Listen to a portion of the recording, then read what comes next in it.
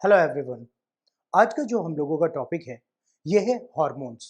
देखिए बेटा, हार्मोन्स की अगर बात करी जाए तो हार्मोन्स का काम क्या होता है। ये हमारी बॉडी में जो भी हमारी इफिशियंसी होती है, यानी कि किसी भी काम को करने की जो क्षमता होती है, उसको भी गवर्न करते हैं। हमारी बॉडी में जो ग्रोथ होती है, यानी कि शरीर की वृद्धि होती है, उसको भी गवर्न करने का काम यही हार्मोन्स करते हैं। इवन इनको हम लोग बॉडी के केमिकल मैसेंजर्स कहते हैं, यानी कि रासायनिक सूचनाओं के वाहक। हम लोगों की जब बर्थ हुई उस समय से लेकर के हमारे डेथ तक हमारी बॉडी के जितना भी मेटाबॉलिज्म होता है, यानी कि उपापचयी क्रियाएं होती हैं, या सेल के अंदर जो भी फंक्शंस होते हैं, उनमें हार्मोन्स का मेन रोल होता है। और इनके इरेगुलेशन की वजह से हमें डिफरेंट डिसीजेस भी कॉज हो जाती हैं, यानी कि अलग अलग बीमारियां हो जाती हैं। तो यहाँ पर हॉर्मोन्स होते क्या हैं, ये किस चीज से बने होते हैं, और साथ ही साथ इनका सिक्रीशन कहाँ से होता है, हम लोग इनके बारे में चर्चा करेंगे, क्योंकि यहीं से आपके कुछ बेसिक क्वेश्चंस बनते हैं एग्जाम में। तो हॉर्मोन्स को अगर हम लोग देखें बेटा, तो सबसे पहली चीज क्या है कि इनको हम लोग क्या कहते हैं, these are the chemical messenger, यानी कि ये रासायनिक सूचनाओं के वाहक होते हैं। और बेसिकली अगर देखा जाए तो ये केमिकल्स होते हैं, यानी कि रसायन होते हैं। इनका डिफरेंट कंपोजिशन होता है, यानी कि इनका जो निर्माण है ये अलग अलग तत्वों से मिलकर के बने होते हैं। ऐसा नहीं कि कोई एक ही चीज है, कोई एक ही मिनरल है, उसी से कंप्लीट हार्मोन का डिजाइन हो जाएगा। ठीक है। तो हार्मोन्स जो है ये क्या करते हैं बेटा, दीज आर द केमिकल्स, यानी कि ये रसायन होते हैं। और साथ ही साथ अगर देखें तो ये हमारी बॉडी में मैसेंजर का काम करते हैं। तो यहां पर बेटा क्या है कि ये हमारी बॉडी में इसेंशियली फंक्शन करते हैं कैसे, मैसेंजर ऑफ द बॉडी। यानी कि हमने पहले ही आपको बताया कि हार्मोन्स क्या होते हैं बेटा, these are the chemical messenger of the body, यानी कि हमारी रासायनिक सूचनाओं के वाहक होते हैं हमारी बॉडी के। जितनी भी मैसेजिंग हो रही है, जितना भी फंक्शन हो रहा है, वो सारा का सारा हॉर्मोन्स के बिहाफ पर हो रहा है। ठीक है। अब हॉर्मोन्स जो हैं ये क्या होते हैं बेटा, ये रिलीज कहाँ से होते हैं, तो हमारी बॉडी में डिफरेंट टाइप की ग्लैंड्स प्रेजेंट होती हैं, यानी कि अलग अलग ग्रंथियां होती हैं, और उन्हीं ग्लैंड्स के थ्रू हॉर्मोन्स की सिंथेसिस होती है, यानी कि इनका संश्लेषण होता है हमारी बॉडी में। और संश्लेषण के बाद ये हमारी बॉडी में रिलीज कर दिए जाते हैं, श्रावित होते हैं। तो हॉर्मोन्स का हमेशा सिक्रीशन होगा, एक्सक्रीशन नहीं होता है। हमारी बॉडी में जो भी, या किसी भी एनिमल की बॉडी को अगर हम ले लें, तो उसकी बॉडी में जो हॉर्मोन्स रिलीज होंगे, तो ये सभी जो हॉर्मोन्स हैं ये क्या होते हैं बेटा, ये सिक्रीट होते हैं, यानी कि इनका श्रावण होता है। और जो वेस्ट मटेरियल होता है, अपशिष्ट पदार्थ होता है, उसका एक्सक्रीशन होता है, यानी कि बहिष्करण होता है। ठीक है। अब यहां पर अगर हम लोग देखें बेटा, तो यहां पर क्या है कि हॉर्मोन्स की स्टडी साइंस की हम लोग एक स्पेसिफिक ब्रांच में करते हैं, यानी कि विज्ञान की एक विशेष शाखा है जिसमें हम लोग हॉर्मोन्स की स्टडी करते हैं। और ये हॉर्मोन्स की स्टडी क्या कहलाती है, it is known as endocrinology, यानी कि इसको हम लोग अंतःस्रावी विज्ञान के नाम से जानते हैं। ठीक है। क्या कहा जाता है इसको, एंडोक्राइनोलॉजी।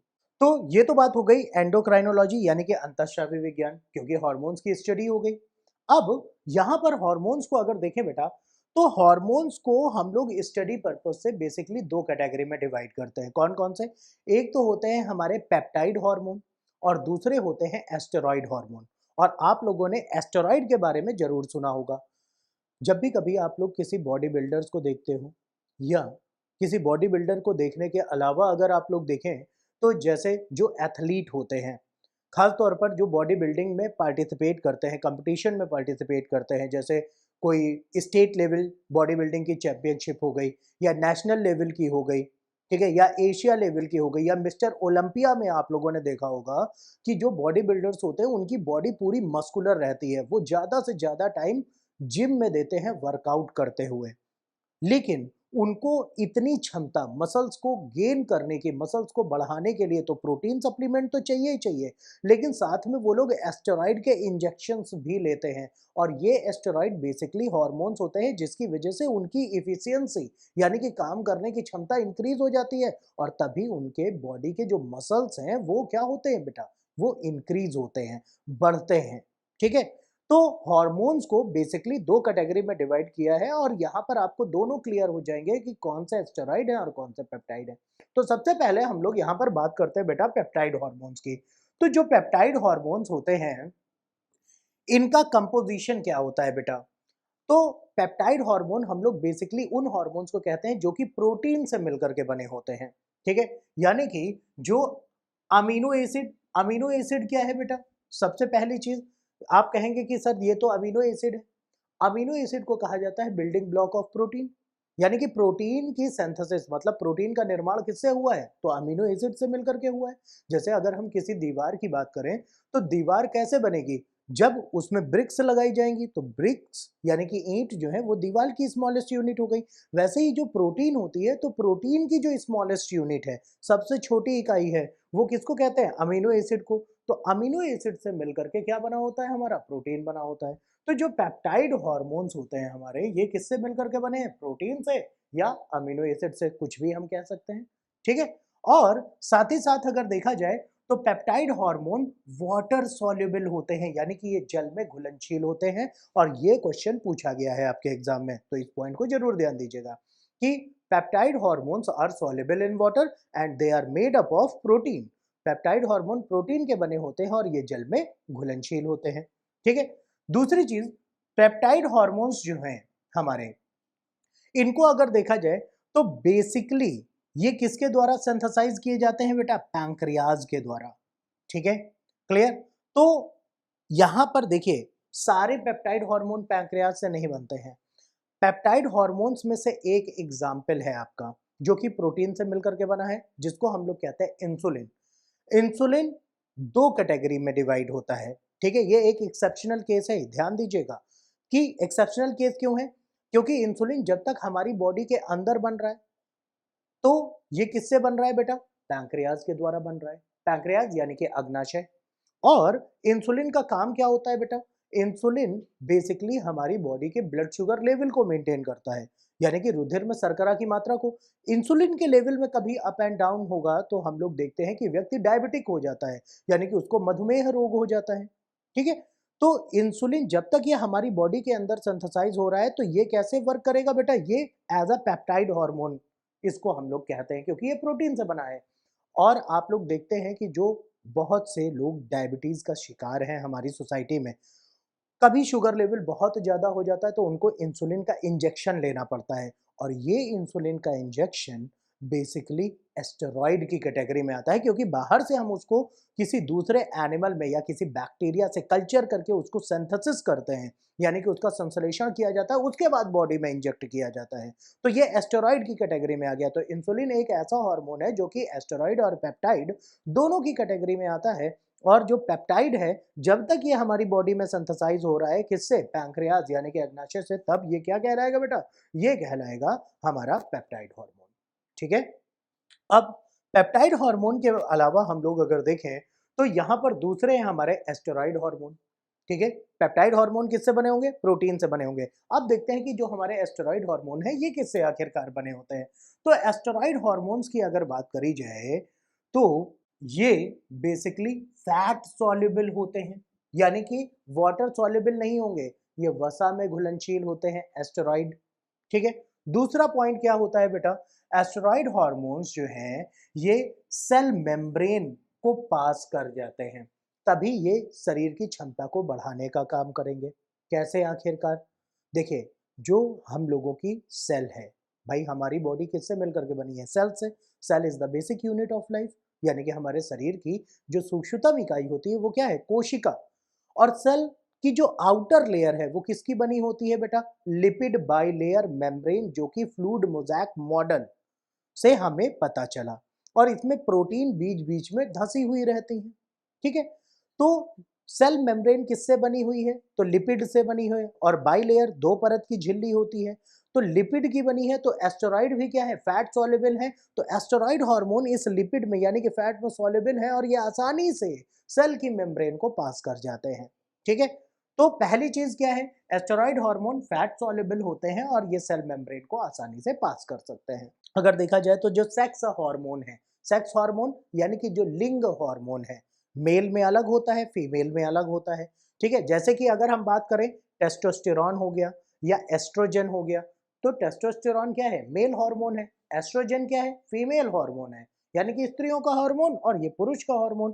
तो ये दोनों ही आपके क्या है, ठीक है, टेस्टोस्टेरॉन है, एस्ट्रोजन है, प्रोजेस्टेरॉन है, ये सभी एस्टेरॉइड हार्मोन की कैटेगरी में आते हैं, यानी कि जो हमारे सेक्स हार्मोन है, ठीक है।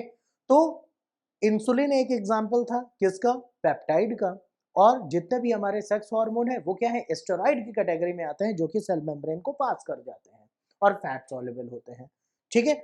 अब यहां पर ये तो बात हो गई कि कौन से हमारे एस्टेरॉइड हैं और कौन से हमारे पेप्टाइड हैं।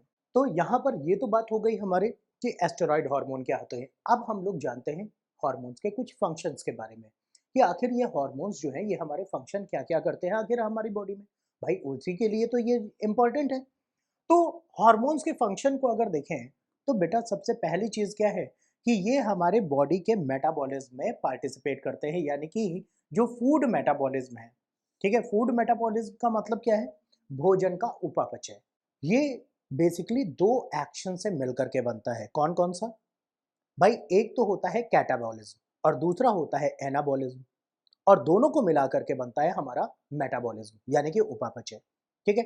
तो कैटाबॉलिज्म क्या होता है बेटा, ये एक डिस्ट्रक्टिव प्रोसेस है, यानी कि विखंडनात्मक अभिक्रिया है।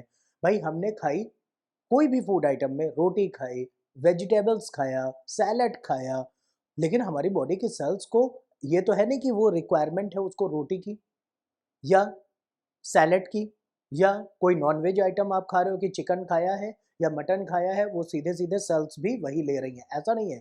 वो सिम्प्लीफाइड होगा, यानी कि जिस चीज़ से वो बना है, वो ब्रेक डाउन होगा उसका, यानी कि टूटना होगा, यानी कि कैटाबॉलिज्म होगा।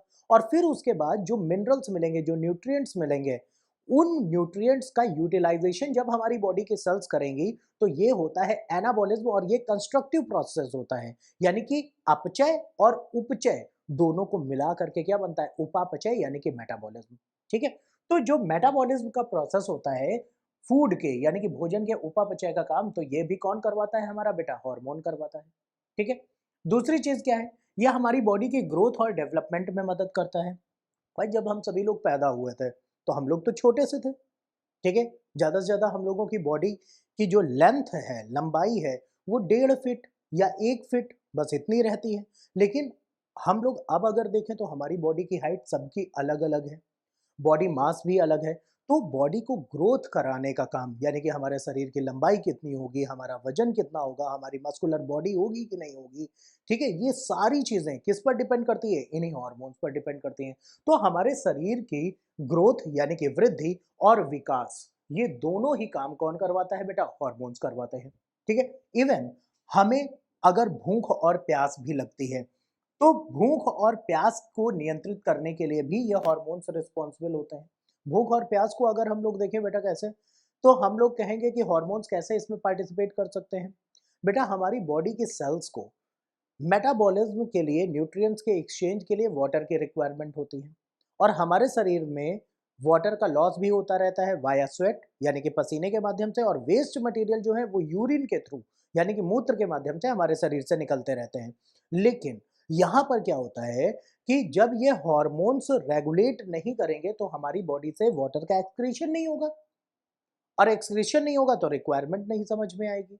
तो इसलिए हमारे शरीर में पानी की कब आवश्यकता है, और सेल्स को एनर्जी प्रोड्यूस करना है किसी भी फंक्शन को करने के लिए, क्योंकि सेल्स में एनर्जी का प्रोडक्शन होगा, यानी कि ऊर्जा का उत्पादन होगा, तभी हमारा शरीर काम कर पाएगा। तो उसके लिए क्या है, फूड की रिक्वायरमेंट है, न्यूट्रिएंट की रिक्वायरमेंट है। तो हमारे शरीर में भूख और प्यास के लिए यही हार्मोन्स रिस्पॉन्सिबल होते हैं। इवन हम सभी लोगों का जो बॉडी टेम्परेचर है, यानी कि ह्यूमन बॉडी का जो बॉडी टेम्परेचर होता है वो कितना होता है, 37 डिग्री सेल्सियस, या फ़ारेनहाइट स्केल में अगर देखें तो ये होता है 98.4 डिग्री फ़ारेनहाइट, ठीक है। जो कभी भी आप लोगों को फीवर आता है, बुखार आता है, तो आपको, आप लोग कहते हो कि आपको 104 बुखार आया है या 105 बुखार आया है, तो ये क्या डिग्री सेल्सियस में होता है, नहीं, वो फ़ारेनहाइट में होता है, ठीक है। सेल्सियस पैमाने पर अगर देखें तो 100 डिग्रीज पर तो वाटर ही बॉयल हो जाता है, यानी कि पानी ही उबल जाता है, ठीक है। तो हम लोग क्या हो जाएंगे, पूरी तरीके से बॉइल्ड हो जाएंगे, डेथ हो जाएगी हमारी। तो यहाँ पर जब 104 या 105 है तो वो फ़ारेनहाइट में रहता है और ये ऑप्टिमम टेम्परेचर चाहिए क्यों? क्योंकि हमारी बॉडी में जो भी मेटाबॉलिज्म हो रहा है यानी कि उपापचय हो रहा है, इसमें एंजाइम्स पार्टिसिपेट करते हैं और एंजाइम्स को एक्टिव रहने के लिए, सक्रिय रूप से काम करने के लिए एक ऑप्टिमम टेम्परेचर चाहिए होता है यानी कि एक नियत तापमान चाहिए होता है और ये जो नियत तापमान है, ये हमारा 98.4 डिग्री फ़ारेनहाइट होता है। ठीक है? क्लियर? अब ये तो हमारे बॉडी टेम्परेचर को भी मेंटेन रखने का काम किसका है बेटा?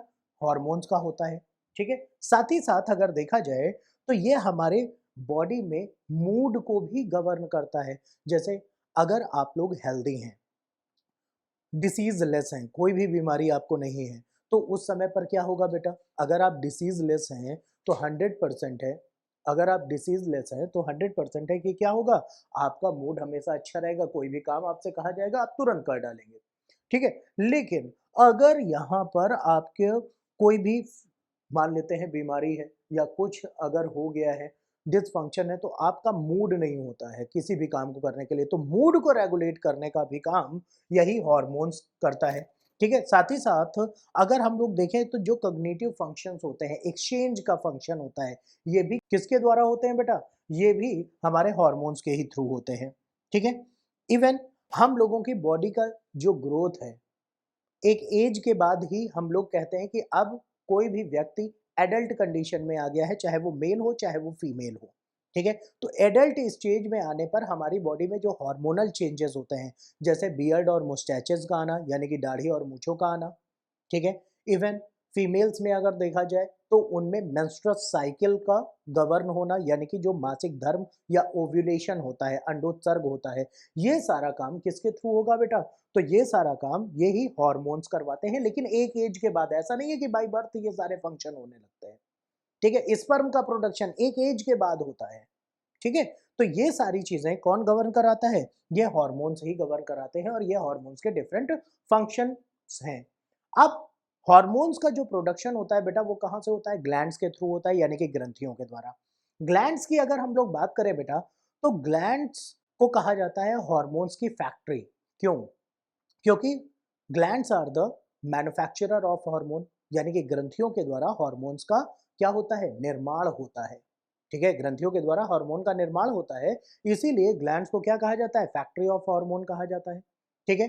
अब साथ ही साथ अगर देखें तो ग्लैंड्स हमारी बॉडी में डिफरेंट टाइप की हैं और इनके सिक्रीशन के बेसिस पर यानी कि श्रावण के आधार पर हम लोग ग्लैंड्स को दो कैटेगरी में डिवाइड करते हैं। कौन कौन से? एक तो कहते हैं एंडोक्राइन ग्लैंड और दूसरी कहलाती है हमारी एक्सोक्राइन ग्लैंड यानी कि अंतःस्रावी ग्रंथियां और बहिःस्रावी ग्रंथियां। अब आपसे अगर कहा जाएगा कि एंडोक्राइन ग्लैंड क्या होती हैं, तो आप में से कुछ लोग ये सोचेंगे जो शरीर के अंदर हार्मोन को रिलीज करें। तो एक्सोक्राइन क्या करेंगे? जो शरीर के बाहर हार्मोन को रिलीज करें। नहीं, ऐसा नहीं है। ये सिक्रीशन के बेसिस पर है और यहाँ पर ये दोनों ही बॉडी के अंदर है और साथ ही साथ इनके फंक्शंस के बिहाफ पर या इनसे जो सिक्रीशन हो रहा है उसको देखते हुए ये दो कैटेगरी की होती हैं। कौन कौन सी? एंडोक्राइन और एक्सोक्राइन। तो सबसे पहले हम लोग जानते हैं कि आखिर ये एंडोक्राइन ग्लैंड्स होती क्या है, यानी कि अंतःस्रावी ग्रंथियां हमारी हैं क्या? एंडोक्राइन ग्लैंड्स यानी कि जो हमारी अंतःस्रावी ग्रंथियां हैं, एंडोक्राइन ग्लैंड्स यानी कि जो हमारी अंतःस्रावी ग्रंथियां हैं, ये इनको कहा क्यों जाता है एंडोक्राइन? सबसे पहली चीज ध्यान दीजिएगा, they releases their chemicals in blood stream यानी कि ये अपने रसायनों को कहां पर स्रावित करती है बेटा? रक्त में प्रवाहित करती है। ग्लैंड है, पास में ब्लड वेसल्स यानी कि रक्त नलिकाएं हैं, ये अपने केमिकल को जो भी सिंथेसाइज करेगी वो ब्लड में दे देगी और ब्लड के थ्रू वो हमारी पूरी बॉडी में पहुंच जाएगा, हर एक सेल्स को मिल जाएगा, तो हमारी ग्रोथ एक प्रॉपर तरीके से होती है, ठीक है? क्योंकि अगर हम बात करें बेटा जैसे कि जो ग्रोथ हार्मोन है हमारा यानी कि वृद्धि हार्मोन है जिसको कहते हैं हम लोग सोमैटोट्रोपिन या सोमैटोट्रोपिक हार्मोन, और ये सोमैटोट्रोपिक हार्मोन कहाँ से रिलीज होता है? तो पिट्यूटरी से रिलीज होता है यानी कि पीयूष ग्रंथि से। पिट्यूटरी प्रेजेंट कहाँ होती है? हमारे ब्रेन के लोअर पोर्शन पे यानी कि हमारे हेड पे। अब अगर ये ब्लड में रिलीज ना करती, किसी लोकल जगह पर ही करती हमारे हेड में, तो पता चलता कि हमारी खोपड़ी तो बड़ी हो गई लेकिन शरीर सिर्फ छोटा सा है। ठीक है। इसलिए जो एंडोक्राइन ग्लैंड्स होते हैं ये अपने केमिकल्स यानी कि हार्मोन्स को रिलीज कर देती हैं ब्लड में, और हमारी ब्लड के थ्रू पूरी बॉडी में जब ये हार्मोन पहुंचता है तो हमारी ग्रोथ इक्वल तरीके से होती है, यानी कि एक नियंत्रित तरीके से हमारे हाथ भी बढ़ेंगे, पैर भी बढ़ेंगे, धड़ का पोर्शन भी बढ़ेगा, हेड का पोर्शन भी बढ़ेगा, यानी कि प्रॉपर एक ग्रोथ होती है। ठीक है। तो एंडोक्राइन ग्लैंड्स जो हैं ये अपने केमिकल्स को रिलीज कहां पर कर रही है बेटा? ब्लड में कर रही है, यानी कि रक्त में प्रवाहित कर रही है। ठीक है। दूसरा पॉइंट क्या होता है? These are also known as ductless gland. Ductless का मतलब क्या है बेटा? इनको कहा जाता है नलिका विहीन ग्रंथियां। नलिका विहीन ग्रंथियां इनको कहा जाता है। अब नलिका विहीन क्यों कहते हैं? रीजन क्या है आखिरकार इनको नलिका विहीन कहने का? इनका मेन रीजन है क्योंकि पास में ब्लड वेसल्स हैं, यानी कि रक्त नलिकाएं हैं, जो कि कैपिलरीज कहलाती हैं, यानी कि शिरकाएं, जो कि हमारी बॉडी की स्मॉलेस्ट ब्लड वेसल होती हैं, यानी कि शरीर की सबसे छोटी रक्त कोशिकाएं, और ये उन्हीं में केमिकल्स को रिलीज कर देंगी, और इनको वहां तक पहुंचाने के लिए किसी पाइप की रिक्वायरमेंट नहीं होती है, इसीलिए इनको कहा जाता है डक्टलेस, यानी कि नलिका विहीन ग्रंथियां कहा जाता है। ठीक है। दूसरी चीज क्या है बेटा? ये दे रिलीजेस हॉर्मोन्स। जितनी भी हमारी एंडोक्राइन ग्लैंड है, यानी कि अंतःस्रावी ग्रंथियां हैं, ये हॉर्मोन्स को रिलीज करती हैं, यानी कि हार्मोन का श्रावण करती हैं। ठीक है। अब वहीं अगर हम लोग बात करें एक्सोक्राइन की, तो जो एक्सोक्राइन ग्लैंड है वो हार्मोन को रिलीज नहीं करती हैं, वो क्या करेंगी बेटा? वो रिलीज करेंगी एंजाइम्स को। ठीक है। क्लियर? तो यहां पर ये बेसिक आपके तीन खास तौर पर फंक्शंस हैं जो कि आपको पता चल रहा होगा कि यहां पर एंडोक्राइन ग्लैंड को, यानी कि अंतःस्रावी ग्रंथियों को, आखिर अंतःस्रावी क्यों कहा गया? क्योंकि ये अपने रसायनों को ब्लड में रिलीज करती हैं। दूसरा, ये डक्टलेस कहलाती हैं और हॉर्मोन्स को रिलीज करती है। ठीक है। अब यहां पर जो एंडोक्राइन ग्लैंड्स हैं वो हमारी बॉडी में हैं कौन कौन सी, इनको हम लोग देख लेते हैं या समझ लेते हैं। तो एंडोक्राइन ग्लैंड यानी कि अंतःस्रावी ग्रंथियों की अगर बात की जाए तो यहां पर क्या है? पीनियल ग्लैंड, जिसको कि पीनियल ग्रंथि कहा जाता है, और एक चीज और ध्यान दीजिएगा, it is the smallest gland of the body. Simple सा एक क्वेश्चन पूछ लिया जाता है कि हमारी बॉडी की सबसे छोटी ग्रंथि कौन सी है, तो स्मॉलेस्ट ग्लैंड कौन सी है बेटा? पीनियल ग्लैंड है। कहां पर प्रेजेंट होती है? हमारे ब्रेन में ही प्रेजेंट होती है, यानी कि मस्तिष्क में ही होती है। ठीक है। दूसरा कौन सी है बेटा? पिट्यूटरी ग्लैंड, जिसको हम लोग कहते हैं पीयूष ग्रंथि। ठीक है। क्लियर? और इसको कहा जाता है मास्टर ग्लैंड। ठीक है। तो यहीं पर बेटा अगर देखें तो पिट्यूटरी के ही ऊपर यहां पर एक और ग्लैंड होती है, और इस ग्लैंड को हम लोग क्या कहते हैं? इस ग्लैंड को कहते हैं हाइपोथैलेमस। ठीक है। हाइपोथैलेमस क्या है बेटा? इसको कहा जाता है master of the master gland. Pituitary को कह दिया जाता है मास्टर ग्लैंड, क्यों? क्योंकि ये बाकी के ग्लैंड के सिक्रीशन को गवर्न करती है। और इसको भी कौन गवर्न करता है? तो हाइपोथैलेमस, ये यही पिट्यूटरी के ही ऊपर हमारे ब्रेन के पोर्शन में ही प्रेजेंट होता है। ठीक है। अब दूसरी ग्लैंड कौन सी है बेटा? जो हमारे नेक में प्रेजेंट होती है कैपिटल एच के शेप में, और इस ग्लैंड को हम लोग कहते हैं थायराइड ग्लैंड, यानी कि अवंटु ग्रंथि, और ये कैपिटल एच के शेप में रहती है। इसी में धसी हुई रहती है हमारी पैराथायराइड ग्लैंड, यानी कि पैराथायराइड ग्रंथि। ये मटर के दाने के बराबर, और इनकी संख्या कितनी होती है? 4 से 6 के बराबर इनकी संख्या होती है। ठीक है। इसके बाद जो हमारी किडनीज होती हैं, यानी कि वृक्क होते हैं, वृक्क के ऊपर एक क्राउन लाइक स्ट्रक्चर, मुकुट की सी संरचना होती है, जिसको हम लोग कहते हैं एड्रिनल ग्लैंड, यानी कि अधिवृक्क ग्रंथियां। ठीक है। क्योंकि ये पेयर में प्रेजेंट है। इसके अलावा अगर हम लोग यहाँ पर देखें तो यहाँ पर ये एक ग्लैंड होती है जो कि हार्ट के पास में प्रेजेंट होती है। इस ग्लैंड को हम लोग कहते हैं थाइमस। ठीक है। क्या कहते हैं? थाइमस ग्लैंड इसको कहते हैं। ठीक है। यहीं पर जो हमारा पैंक्रियाज है, यानी कि अग्नाशय, ये भी हमारा क्या है? ये एंडोक्राइन की तरह भी बिहेव करता है, और एक्सोक्राइन यानी कि अंतःस्रावी और बहिःस्रावी दोनों तरीके से वर्क करता है। तो एंडोक्राइन की कैटेगरी में अगर पैंक्रियाज यानी कि अग्नाशय को देखें तो ये इंसुलिन का प्रोडक्शन कर रहा है, ब्लड में ही रिलीज करेगा, ब्लड शुगर लेवल को मेंटेन करेगा, तो ये भी एंडोक्राइन ग्लैंड की कैटेगरी में आता है। फीमेल्स की बॉडी में अगर देखा जाए तो जो हमारे गोनैड्स होते हैं, गोनैड्स यानी कि जो हमारे प्रजनन की ग्रंथियां हैं, ठीक है, रिप्रोडक्शन के प्रोसेस की ग्रंथियां हैं, उसमें स्त्रियों में उपस्थित होता है ओवरी यानी कि अंडाशय उपस्थित होता है, और पुरुषों में जो ग्लैंड प्रेजेंट होती है जो कि स्पर्म के प्रोडक्शन के लिए रिस्पॉन्सिबल है, शुक्राणुओं के उत्पादन के लिए, इसको हम लोग कहते हैं टेस्टिस, यानी कि वृषण इसको कहा जाता है। ठीक है, तो ये सभी के सभी अगर देखें तो ये सभी क्या है बेटा, एंडोक्राइन ग्लैंड्स आपकी होती हैं, यानी कि अंतःस्रावी ग्रंथियां होती हैं। ठीक है, अब यहाँ पर एंडोक्राइन ग्लैंड्स में से जो कुछ क्वेश्चंस बनते हैं आपके कुछ डिफरेंट, कि कौन सा हार्मोन आखिरकार कहाँ से रिलीज होता है और उसका बेसिक फंक्शन क्या होता है आपकी बॉडी में। ठीक है, तो यहाँ पर हम लोग अगर बात करें बेटा, सबसे पहले एक तो पीनियल ग्लैंड है, दूसरी कौन सी है, पिट्यूटरी है, और तीसरा हाइपोथैलेमस है, जो कि हमारे ब्रेन के लोअर पोर्शन में ही प्रेजेंट होती है, यानी कि मस्तिष्क में उपस्थित होती है, हेड के पोर्शन में। अब इनका काम क्या होता है बेटा, देखो यहाँ पर जो हमारी ये ग्लैंड है, ये ब्रेन के लोअर पोर्शन पे है, मिडिल पोर्शन पर है, इनके ऊपर हमारा मस्तिष्क उपस्थित होता है, और मस्तिष्क ढका हुआ होता है किससे, हमारे क्रेनियम कैविटी से, यानी कि मस्तिष्क गुहा से। ठीक है, क्रेनियम कैविटी यानी कि मस्तिष्क खोल या मस्तिष्क गुहा, ठीक है, जो कि क्रेनियम कहलाता है, खोपड़ी हमारी कहलाती है। अब यहाँ पर हम लोग अगर बात करें बेटा, तो जो हमारा क्या है, यहाँ पर एक तो हाइपोथैलेमस, और दूसरा आपका क्या है, पिट्यूटरी, और तीसरा अगर देखा जाए तो पीनियल ग्लैंड।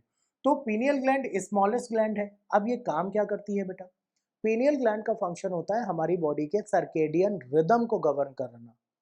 सर्केडियन रिदम क्या होता है, यानी कि बायोलॉजिकल क्लॉक, जिसको हम लोग जैविक घड़ी के नाम से जानते हैं।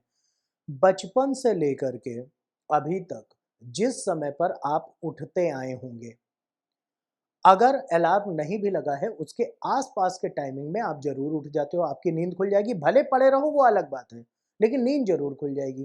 तो ये क्या होता है, आपका बायोलॉजिकल क्लॉक। बचपन से लेकर के अभी तक जिस कंडीशन पर या जिस समय पर आप सोते आए हो, बस कुछ उस समय इंटरेस्टिंग ना कर रहे हो, जैसे कहीं घूमने ना गए हो, या मूवी ना देख रहे हो कोई इंटरेस्टिंग, या गेम ना खेल रहे हो, तो अगर ये सारी चीजें नहीं कर रहे होते हैं, तो उस समय पर आपको ड्राउजीनेस फील होती है, सुस्ती आती है, जम्हाई आती है, और ऐसा लगता है कि अगर उस समय पर बिस्तर पर लेट गए तो तुरंत सो जाएंगे। तो ये आपका बायोलॉजिकल क्लॉक यानी कि सर्केडियन रिदम है, और ये किसके द्वारा गवर्न होता है, इसी पीनियल ग्लैंड के द्वारा गवर्न होता है। ठीक है, सर्केडियन रिदम यही गवर्न कर रहा है। साथ ही साथ आपका जो सेरोटोनिन हार्मोन होता है, यानी कि जिसको हम लोग कहते हैं हैप्पी हार्मोन, जिससे आपको खुशी महसूस होती है, ठीक है, वो भी यहीं से रिलीज होता है आपका पीनियल ग्लैंड से। अब पीनियल ग्लैंड के बाद दूसरा अगर हम लोग बात करें किसकी, हाइपोथैलेमस की, तो हाइपोथैलेमस बेसिकली अगर देखा जाए तो ये ब्रेन का भी पोर्शन होता है, यानी कि मस्तिष्क का भाग है, और किसका, फोर ब्रेन यानी कि अग्र मस्तिष्क का भाग होता है। और ये हमारे हंगर और थ्रस्ट, यानी कि भूख और प्यास को नियंत्रित करता है। बॉडी टेम्परेचर को मेंटेन करने के लिए यही रिस्पॉन्सिबल है, और पिट्यूटरी को एक्टिवेट करने के लिए भी यही मैसेज भेजता है, इसीलिए इसको कहा जाता है master of the master gland. अब बात आती है किसकी, पिट्यूटरी की, यानी कि पीयूष ग्रंथि, जिसको हम लोग कह रहे हैं मास्टर ग्लैंड, यानी कि मास्टर ग्रंथि कहते हैं। पिट्यूटरी को स्टडी पर्पज से अगर देखें तो इसके तीन पार्ट होते हैं, कौन कौन से, एक तो होता है एंटीरियर पिट्यूटरी, यानी कि पीयूष ग्रंथि का अग्रभाग, दूसरा होता है पोस्टीरियर पिट्यूटरी, यानी कि पीयूष ग्रंथि का पश्च भाग, और तीसरा होता है इंटरमीडिएट पिट्यूटरी, यानी कि पीयूष ग्रंथि का मध्य भाग। इन तीनों से अलग अलग टाइप के हार्मोन्स रिलीज होते हैं, और इसको मास्टर ग्लैंड क्यों कहते हैं, क्योंकि सबसे पहले अगर हम लोग बात करें बेटा पिट्यूटरी ग्लैंड की, तो पीयूष ग्रंथि यानी कि पिट्यूटरी ग्लैंड से क्या रिलीज होता है, एक तो रिलीज होता है सोमैटोट्रोपिन, जिसको हम लोग सोमैटोट्रोपिक हार्मोन यानी कि एसटीएच के नाम से जानते हैं, और यही हमारा क्या होता है बेटा, जीएच, यानी कि ग्रोथ हार्मोन कहलाता है, यानी कि वृद्धि का हार्मोन। बॉडी की ग्रोथ करवाने के लिए जो रिस्पॉन्सिबल हार्मोन है, ये हमारा ग्रोथ हार्मोन यानी कि सोमैटोट्रोपिक हार्मोन, यानी कि सोमैटोट्रोपिन ही है, जिसको कि ह्यूमन ग्रोथ हार्मोन कहा जाता है। और अगर इसका अमाउंट हमारी बॉडी में ज्यादा रिलीज हो गया तो क्या होगा, हम लोगों को एक डिसीज कॉज हो जाती है, जिसको कहते हैं गिगैंटिज्म, यानी कि भीम कायता। शरीर क्या हो जाएगा, बहुत बड़ा हो जाएगा। ठीक है, शरीर क्या होगा, हमारा बहुत बड़ा हो जाएगा। जैसे आप लोग देखते हैं कि कुछ ऐसे भी ह्यूमन बीइंग्स हैं हमारे अर्थ में, जिनकी की हाइट काफी ज्यादा है। जैसे इंडिया में ही अगर हम लोग देख लें तो खली की बात कर लें, हाइट काफी ज्यादा है।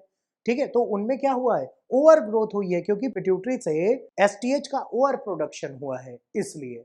ठीक है, यानी कि सोमैटोट्रोपिक हार्मोन यानी कि ग्रोथ हार्मोन का ओवर प्रोडक्शन की वजह से ये हुआ है। ठीक है, अब ग्रोथ हार्मोन में अगर हम लोग देखें, यहाँ पर पिट्यूटरी है, ठीक है, और कौन से हार्मोन रिलीज होते हैं, जैसे कि यहाँ पर टीएसएच भी रिलीज होता है। टीएसएच काम क्या करता है बेटा, ये थायराइड स्टिमुलेटिंग हार्मोन है, यानी कि टीएसएच, जो कि थायराइड ग्लैंड को गवर्न कर रहा है कि नहीं अब तुमको काम करना है, उसको एक्टिवेट करता है, ठीक है। तो जो टीएसएच हार्मोन है यानी कि थायराइड स्टिमुलेटिंग हार्मोन है, ये थायराइड ग्रंथि को सक्रिय करने के लिए कहां से रिलीज होता है, पिट्यूटरी से, तो ये दूसरी ग्रंथियों को भी गवर्न कर रही है, ठीक है। टीएसएच के अलावा अगर हम लोग बात करें बेटा, यहीं से रिलीज होता है एसीटीएच। एसीटीएच यानी कि इसको कहा जाता है एड्रीनोकॉर्टिकोट्रोपिक हार्मोन।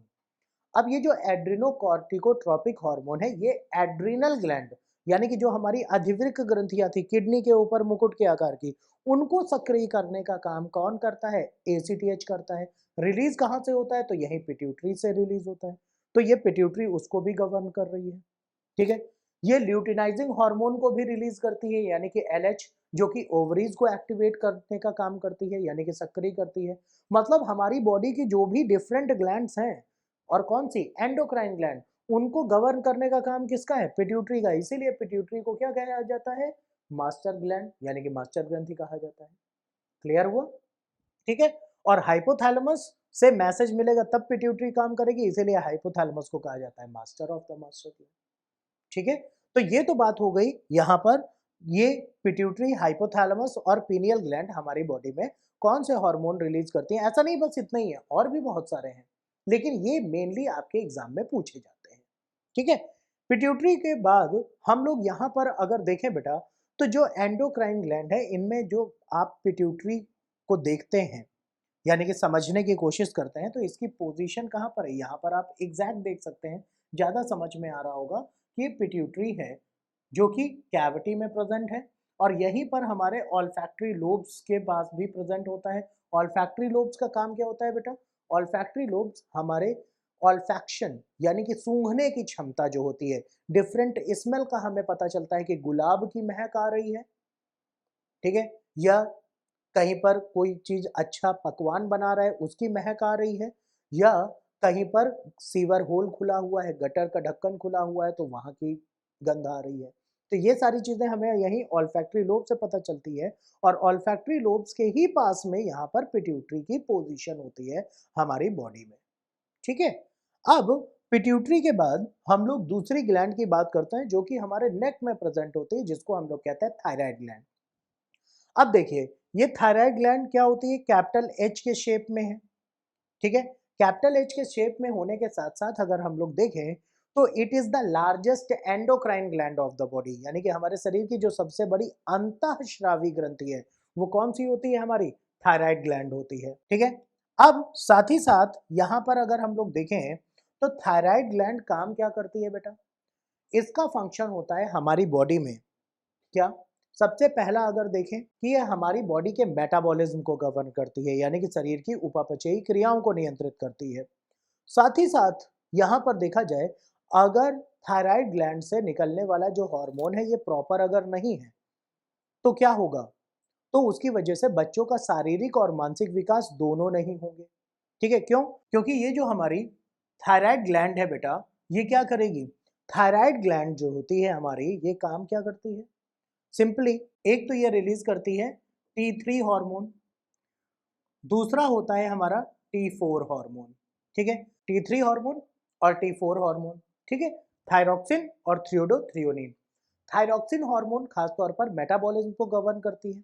अगर कभी बॉडी में थायराइड लेवल इम्प्रॉपर होता है, तो अक्सर फीमेल में हार्मोनल इम्बैलेंस की वजह से आप लोगों ने अक्सर सुना होगा कि उनको थायराइड की प्रॉब्लम हो गई, या तो हाइपर थायरॉयडिज्म हो जाता है यानी कि थायराइड बहुत बढ़ जाता है, या तो हाइपोथायरॉयडिज्म हो जाता है यानी कि थायराइड बहुत कम हो जाता है उनके शरीर में। इसकी वजह से डिफरेंट डिसीजेज होती हैं, जैसे कि हाशिमोटो और मिक्सेडिमा, ठीक है। इनके अलावा भी बहुत सारी चीजें होती हैं, बहुत सारी डिसीजेज होती हैं। शरीर का वजन बहुत तेजी से बढ़ता है और बहुत तेजी से घटता है। अगर प्रॉपर तरीके से इसका मेडिकेशन नहीं कराया गया, तो इसका इफेक्ट दिखता है टीथ पर।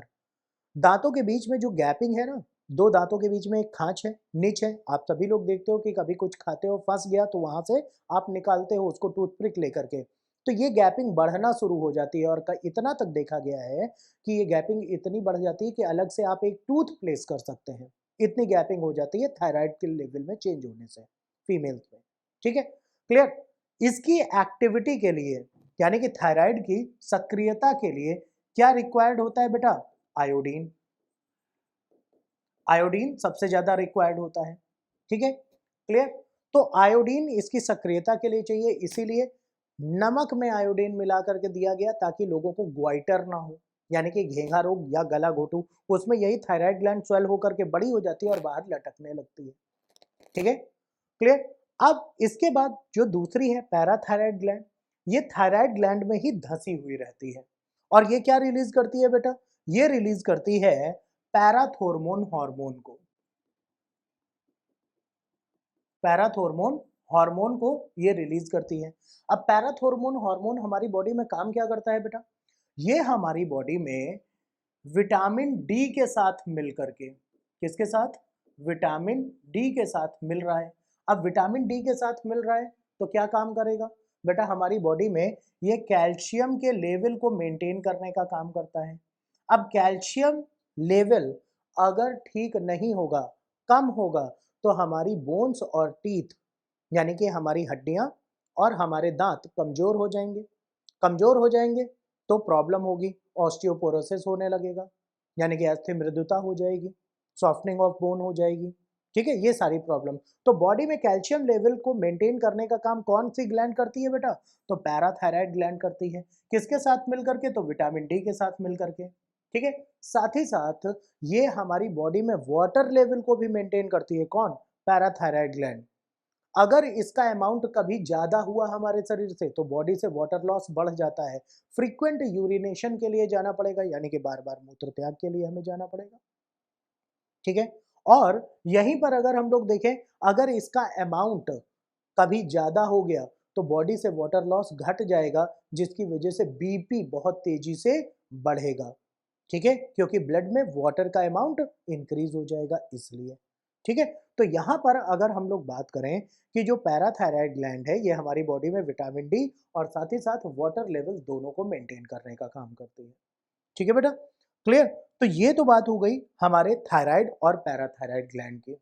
तो उम्मीद करते हैं कि आप सभी लोगों को ये सारे पॉइंट्स हार्मोन से रिलेटेड क्लियर हो गए होंगे। इसके आगे जो हमारी एंडोक्राइन ग्लैंड्स और हैं और एक्सोक्राइन ग्लैंड्स हैं, इनको हम लोग नेक्स्ट पार्ट में आगे डिस्कस करेंगे। That's all for today. Thank you.